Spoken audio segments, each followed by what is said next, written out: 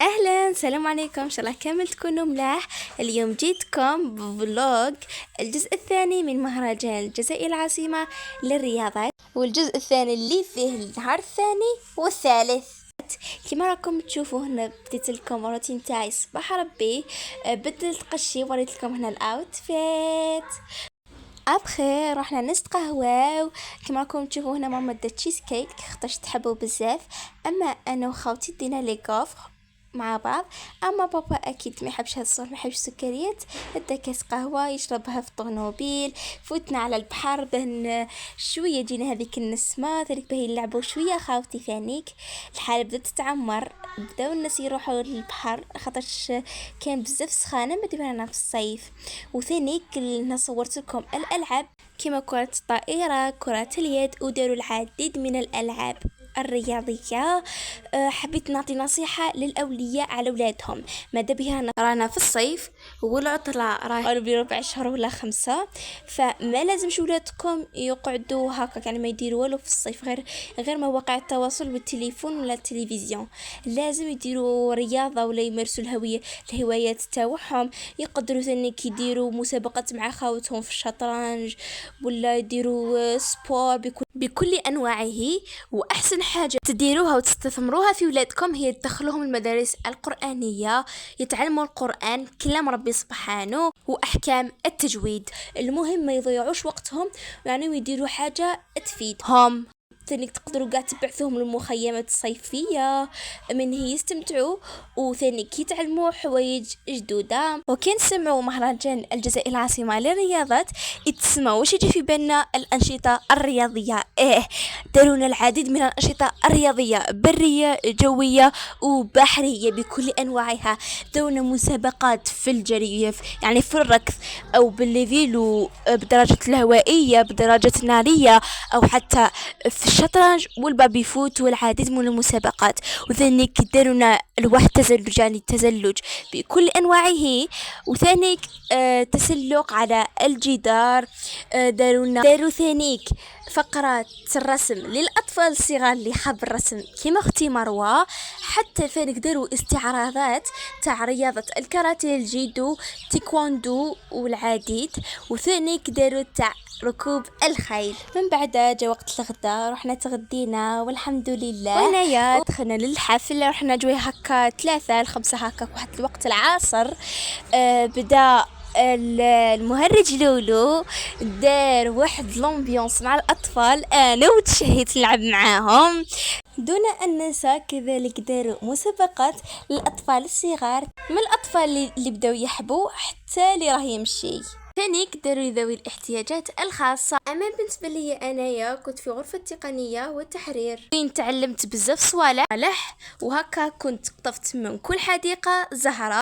وثانيك جانا مدرجي المحترف في مداعبة كرة القدم اللي تيجي شارك في استعراض مداعبة كرة القدم في كأس العالم عام 2022 في قطر.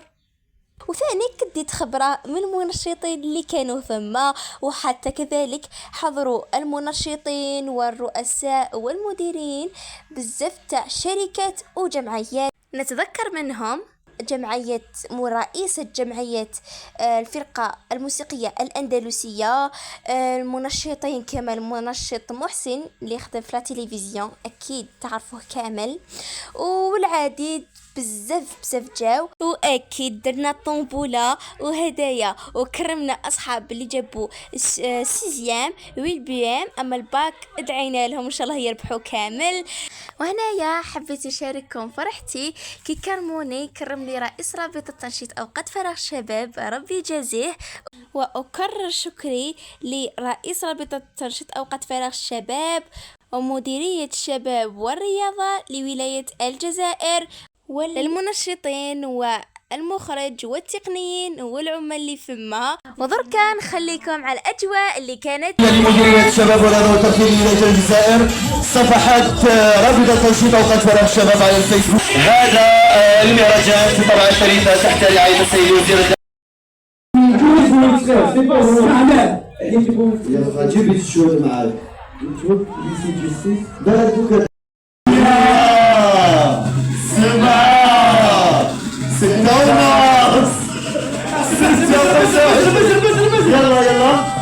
تقدروا لازم قاعد نشوف الرقم هذا وري مع من جات مع من جات يلا زيد وري الكاميرا وري الكاميرا وش يقولوا للأسف الشديد ممثل مدير شباب ورياضة سيميراتين عبد الرزاق يقول لنا الرقم إذا صح ولا خطأ أنا مانيش نشوف يلا اصحينا إليها يلا ايوه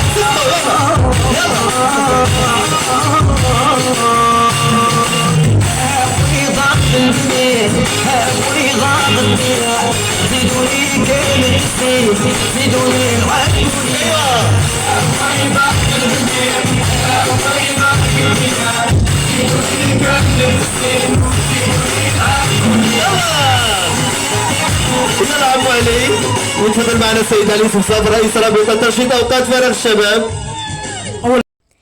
أو ثاني جانا حسام نجم المحترف في التعليق الرياضي، عنده صوت وحضور قويين وعنده وحدة تعليق رائع. ودركا نخليكم على الأجواء الرائعة اللي صنعها في لاسابلت، واعطوني رايكم فيه وفي الفيديو في التعليقات. موجود. نعم الآن هجمة تصل إلى بن طالب عرضية إلى من؟ إلى بولبينا. التوسيعة العرضية ممكن رصية. جول مستحيل.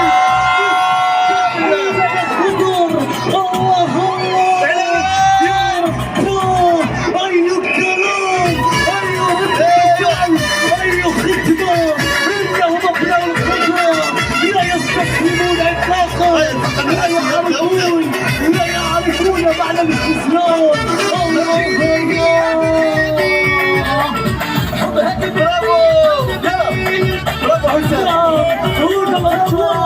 هنا الخيال. هيا بنا نحو الدور النهائي. هيا بنا لكتابة التاريخ منذ ذكريات 2014. ذكريات التاريخ والأمجاد.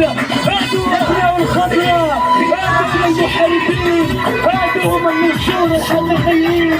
حلق في السماء وأمريكا وارفع الراية وأبدي فيفا ماجيني فيفا ماجيني. هاتوا لنا الأساطير، هاتوا لنا النجوم ليقاتل أبناء الخضراء. الإنسان البطولة الأولى لا يعني الانكسار، لا يعني مشي، لا يعني خلود، وبين يعني أمجاد جديدة. الله أبناء الخضراء انتهى نهاية.